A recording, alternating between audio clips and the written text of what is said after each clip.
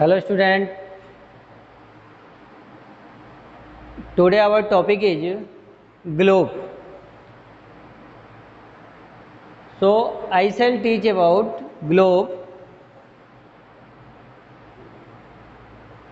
Globe is the model of earth. किसी भी वस्तु का एक मॉडल होता है, उसी तरह से हमारा जो अर्थ है उस अर्थ का भी एक मॉडल है। अब इतने बड़े अर्थ को हम इस ब्लैक बोर्ड पे अपने कॉपीज में अपने मानचित्र में ठीक प्रकार से 3 डायमेंशनल रूप में नहीं देख सकते हैं। इस स्थिति को अपने छोटे रूप में किसी चीज़ को देखने के लिए किसी भी चीज़ का हम मॉडल बनाते हैं। उसी तरह से अपनी पृथ्वी की समझ रखने के लिए कि हमारी पृथ्वी कैसी है, कहाँ पे कौन सी कंट्री सिचुएटेड है, कहाँ पे कौन सा स्थान है, प्लेस है, इस स्थिति को जानने के लिए हमने एक पृथ्वी का एक छोटा प्रतिरूप बनाया जिसको ग्लोब कहा गया। अब उस ग्लोब की रचना कैसे हुई इसके बारे में आज हम जानकारी प्राप्त करेंगे। तो सभी बच्चे इसको ध्यान से सुनेंगे, आशा करता हूँ आपको समझ में आएगा। सबसे पहले मैंने एक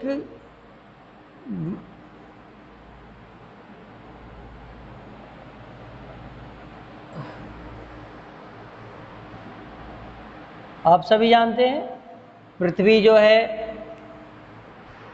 गोलाकार है और दोनों सिरों पर से चपटी है। तो इस तरह से एक ग्लोब की आकृति है। अभी आप इसको ठीक से समझ लेंगे तो मैं आपको ग्लोब भी दिखाऊंगा। इस पूरे ग्लोब के बिल्कुल मिड में एक लाइन होती है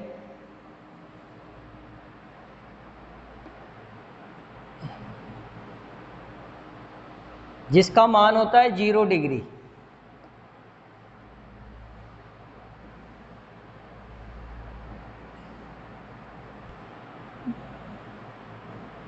ग्लोब को समझने के लिए सबसे पहले आपको डायरेक्शन समझना जरूरी है। तो पहले आप डायरेक्शन समझ लेंगे कि किसी भी मैप पे या ब्लैक बोर्ड पे हम मैप को देखते वक्त डायरेक्शन की समझ कैसे करेंगे। तो उसके लिए आपको जो है एक सिंपल सा मेथड है, इसमें देखेंगे। इसमें इस वाले एरिया को हम नॉर्थ कहते हैं, इसको साउथ कहते हैं, और इसको वेस्ट और इसको ईस्ट। इस प्रकार की 4 डायरेक्शन हैं जिसके द्वारा हम अपने मैप पे डायरेक्शन के बारे में जानते हैं। इससे अलग 4 डायरेक्शन और हैं जो इन्हीं के अकॉर्डिंग है। इनके बीच में से एक डायरेक्शन को हम देखते हैं।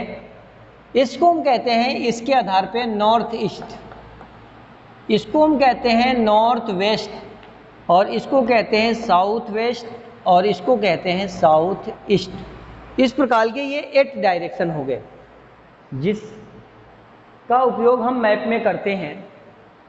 इस डायरेक्शन के अकॉर्डिंग हम इसके मान को देखेंगे। अब सबसे मिड में एक रेखा है और इस रेखा को आपने देखा कि किस प्रकार से खींचा गया है। सामान्य तौर से कहा जाए तो ये एक प्रकार की पड़ी रेखा है। पड़ी रेखा का मतलब लेटी हुई, यानी हमारा जो अर्थ है उस अर्थ के समानांतर, पैरेलल। अब उसके पैरेलल है, इसको हम सामान्य भाषा में क्षैतिज रेखा कहते हैं। क्षैतिज रेखा यानी लैटिट्यूडनल लाइन। तो उसमें 2 प्रकार की लाइन होती है और एक, अब इसमें डायरेक्शन आपको समझ में आ गया होगा। अब इसको हम वेस्ट मान सकते हैं और इसको ईस्ट मान सकते हैं। इसी की तरह से, यानी कि इस लाइन को हम अगर डिफाइन करना चाहें तो हम ये कर सकते हैं कि वेस्ट से ईस्ट की तरफ खींची गई पृथ्वी के पैरेलल जो लाइन होती है उसको हम एक तरह से लैटिट्यूड लाइन कहते हैं, लैटिट्यूडनल लाइन यानी अक्षांशीय रेखा। अब इसको मैं अभी नाम नहीं दे रहा हूं अभी, चूंकि एक लाइन और इधर ऊपर से नीचे की तरफ, सामान्य भाषा में इसको हम खड़ी रेखा बोलते हैं। इसको बोल दिया पड़ी रेखा, जो जमीन के पैरेलल है, लेटी हुई है, और इसको कहते हैं खड़ी रेखा, जो जमीन से 90 डिग्री का कोण बनाते हुए खड़ी है। तो इसका भी मान जो होता है वो 0 डिग्री ही होता है।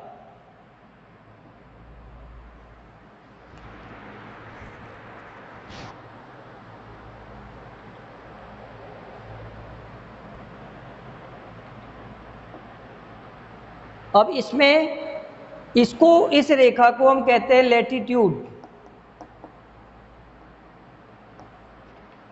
इसको हम कहते हैं एल्टीट्यूड।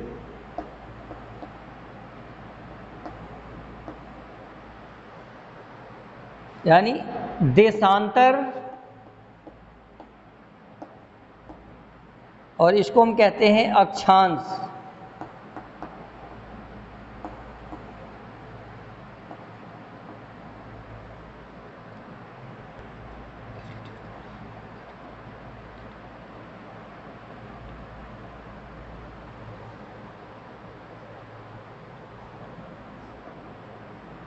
इसको हम लॉन्गिट्यूडनल भी कहते हैं।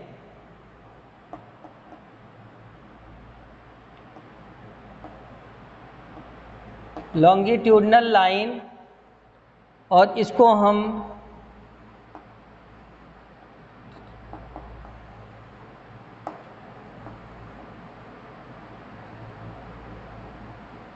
ट्यूडनल लाइन। अब अलग अलग नाम से मैं बता रहा हूं आपको, इसलिए ध्यान से सुनेंगे, क्योंकि जब तक आप इस लाइन को नहीं समझेंगे तब तक आप मैप नहीं समझ सकते, ग्लोब को नहीं समझ सकते हैं, आप किसी भी कंट्री के सिचुएशन को नहीं समझ सकते, उसके प्लेस को नहीं समझ सकते। तो इसलिए आपको पहले, सबसे पहले नॉर्मल, मतलब ये मैं एकदम बेसिक चीज़ लेके चल रहा हूँ आपके लिए, जिसको आपने 3rd 4th 5th में 6th 7th और 8th लेवल पे आप पढ़ चुके हैं। लेकिन उसके बावजूद भी मुझे, क्योंकि चैप्टर शुरू करने से पहले मुझे इसको बताना पड़ रहा, ताकि आपके पास कोई एक्सक्यूज न रहे किसी प्रकार से। तो इसलिए अब 2 प्रकार की लाइन, यानी कि इसको हम नॉर्थ कह सकते हैं और ये साउथ। एक एक चीज बताता जा रहा हूं मैं, सब चीज को अपने ध्यान में रखना। मैंने इस लाइन को बता दिया किस किस नाम से जानते हैं, लॉन्गिट्यूडनल, एल्टीट्यूड देशांतर, लैटिट्यूड अक्षांश, और लैटिट्यूडनल लाइन यानी अक्षांशीय रेखा, अक्षांश रेखा, और इसको हम कहते हैं देशांतर रेखा।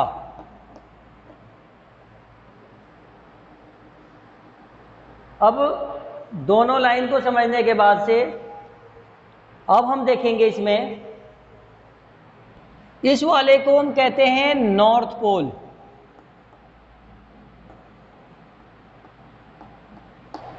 और इसको हम कहते हैं साउथ पोल।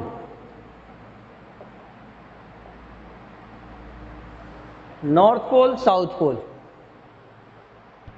यानी उत्तरी ध्रुव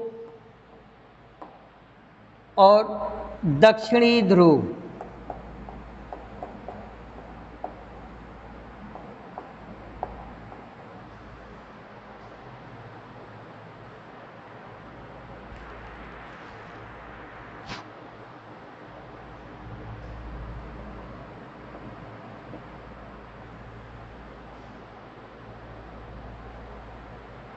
क्लियर? इसके बाद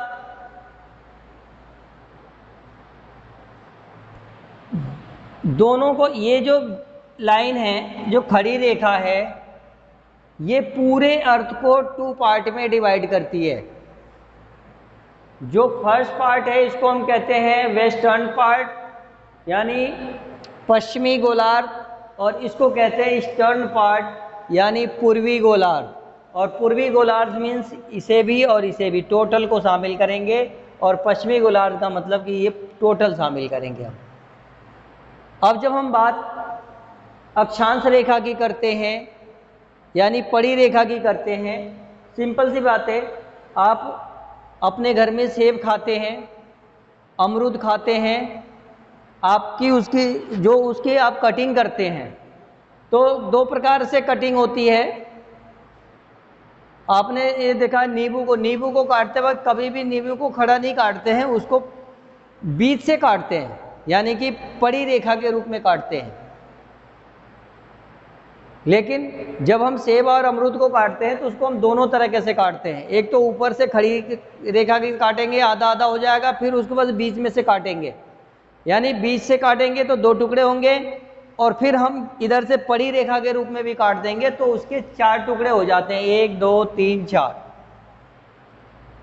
अब इन चारों टुकड़ों को मैंने इसको कहा कि जो खड़ी रेखा है, देशांतर लॉन्गिट्यूडनल लाइन है, ये पूरे अर्थ को 2 पार्ट में डिवाइड करती है, जिसको वेस्टर्न पार्ट और ईस्टर्न पार्ट के नाम से जानते हैं, पूर्वी गोलार्ध और पश्चिमी गोलार्ध। उसी तरह से ये जो लैटिट्यूडनल लाइन है, जिसको हम अक्षांश रेखा कह रहे हैं, यह अक्षांश रेखा पूरे अर्थ को भी 2 पार्ट में डिवाइड करती है, जिसको नॉर्दर्न पार्ट और साउदर्न पार्ट के नाम से जानते हैं। नॉर्दर्न पार्ट यानी उत्तरी गोलार्ध, और साउदर्न पार्ट मतलब आपका दक्षिणी गोलार्ध। नॉर्दर्न पार्ट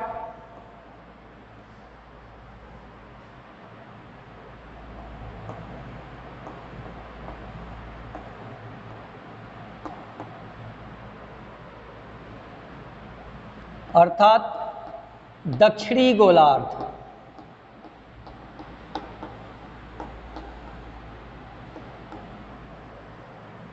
इसको हम कहते हैं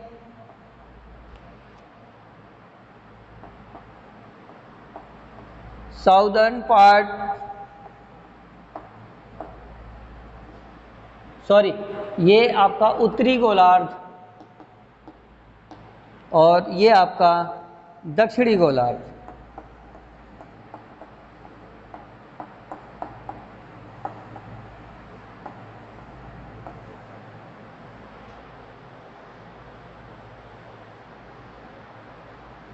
अब उसी तरह से इसको हम कहेंगे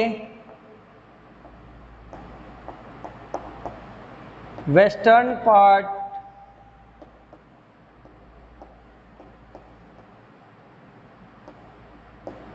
पश्चिमी गोलार्ध।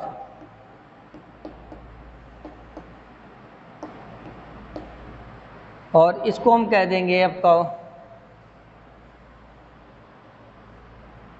इस वाले पेड़ को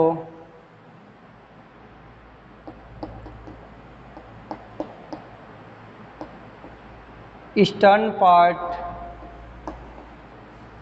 अर्थात पूर्वी गोलार्ध।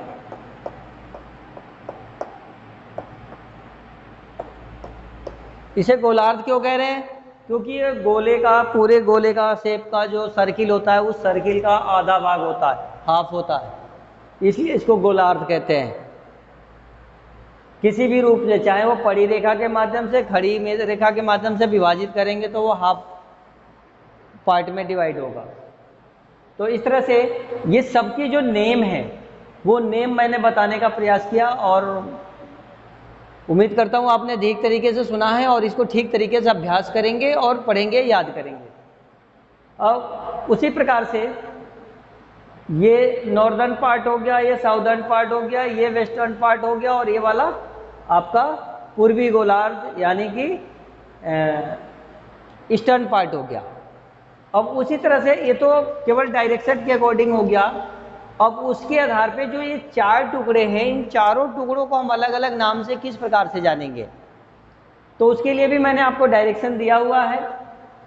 सीधी बात है कि northern east part, northern eastern part, ये हो गया आपका, सीधी सी बात है, जैसे साउदर्न ईस्टर्न पार्ट। उसी तरह से ये मैं नॉर्थ, साउदर्न वेस्टर्न पार्ट, और इधर हो जाएगा नॉर्दर्न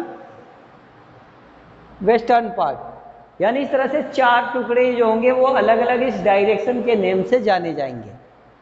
तो ये भी एक तरह से आपको क्लियर हो गया। जो आपका जो बीच का जो लाइन है इसको 0 डिग्री होता है, और ये जो खड़ी रेखा होती है इसका भी मान 0 डिग्री होता है। अब इस 0 डिग्री यानी दोनों का मैंने जो मेन मान है वो मैंने आपको बता दिया, डायरेक्शन आपको समझा दिया इस वीडियो के माध्यम से। और जो भी ये पार्ट है इसको हम ग्लोब कहते हैं, और ग्लोब को में जो मुख्य रेखाएं होती हैं वो एक मध्य देशांतर रेखा और मध्य अक्षांश रेखा, मध्य देशांतर रेखा और मध्य अक्षांश रेखा, जिसको अलग अलग नामों से जानते हैं। ऊपरी भाग को हम उत्तरी नॉर्थ पोल और नीचे वाले को साउथ पोल, अलग अलग नाम से हम जान रहे हैं। तो इस तरह से इस वीडियो में जो मुझे बताना था मैंने बता दिया। अब नेक्स्ट वीडियो में आपको इसके आगे के भाग को मैं समझाऊंगा। ठीक है, तो आज इतना ही। Thank you.